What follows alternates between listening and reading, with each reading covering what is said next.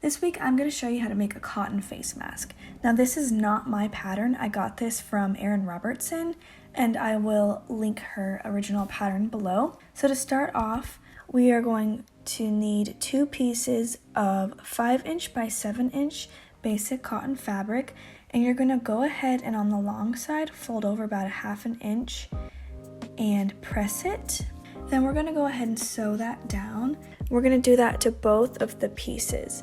Now we're going to take our fun patterned print in 9" by 7", and we're going to go ahead and lay those 2 little pieces long ways, centered, right sides together. And you're going to want to make sure that the seams we just sewed on are in the middle. Both of them are in the middle. This is what is going to create our filter pocket later on. It's kind of like sewing a pillow where you can open it in the back. Then we're going to go ahead and open it up and press it with the seam laying flat, and then flip it over and press it back again. And I'm using my little mini steam iron. And then you're going to see here that the little pockets are going to overlap. That is what we want. You want there to be a little overlap there.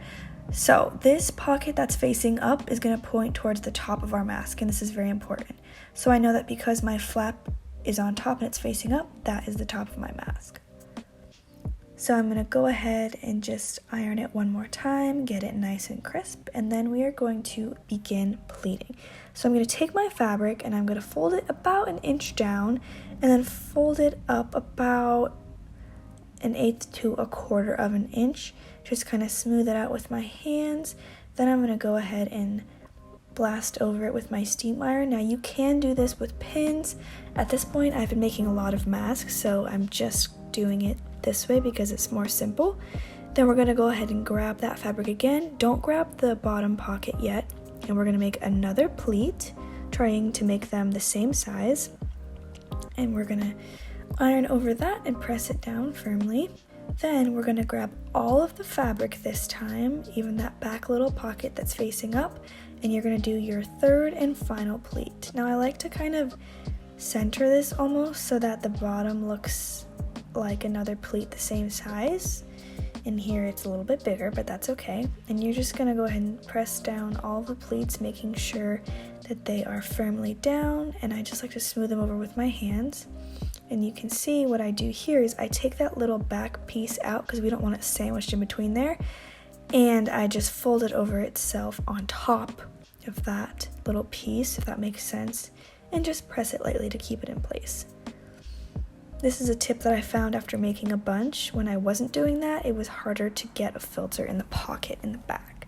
Now we're going to go ahead and sew down, and you're going to want to sew with the pleats, not against them. So sew from top to bottom on both sides. And I'm not back stitching here yet because it takes longer when you're making multiple masks at a time, which is what I've been doing. So here I'm just going to fold over that raw edge once, about 1/4 inch, then fold it over again on itself about 1/2 inch. Sorry, you can't really see that there. Then you're just going to go ahead and sew as close to the edge as you can, leaving about 1/8 inch seam allowance because you want it big enough to be able to slip your elastic through when we're done. So make sure you do backstitch on this part, even if you are making a lot in bulk. This is what is going to make sure nothing comes loose. Everything is really being held in place here, and you're catching that little pocket once you do this step and fold over the edges. And you're going to go ahead and repeat that process with the other side. And I like to sew down with the pleats again. I'm not sewing against them, I'm going with them because it's a little bit easier.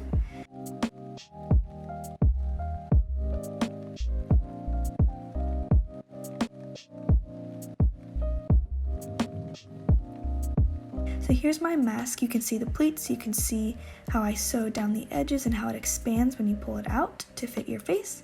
And in the back, this is the little filter pocket here. And now it's time for the elastic. So I didn't have a yarn needle, but you can use a yarn needle.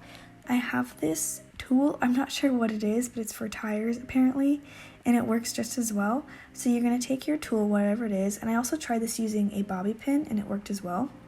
And just scrunch it up there, and once you get the little hole, stick a tiny bit of elastic through and pull it down. being careful not to pull it all the way out. And you're going to repeat that to the other side.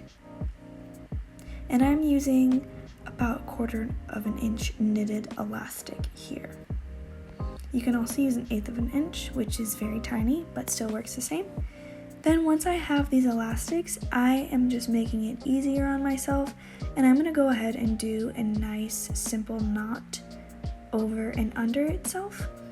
And make sure you go ahead and pull that really tightly so it doesn't come out. And you're going to repeat that again to the other side. I like stringing the elastic all the way through because I feel like it gives the mask a chance to fit your face better, since it kind of scrunches up the whole thing when you wear it. Once you're done knotting it, just take your scissors and go ahead and snip the ends. Then we're going to take the elastic and just kind of maneuver it so the knot is on the inside of the mask so you won't see it. And if you want to, you can add a little stitch at the top and the bottom to keep it in place so it doesn't come out. And there is our finished mask.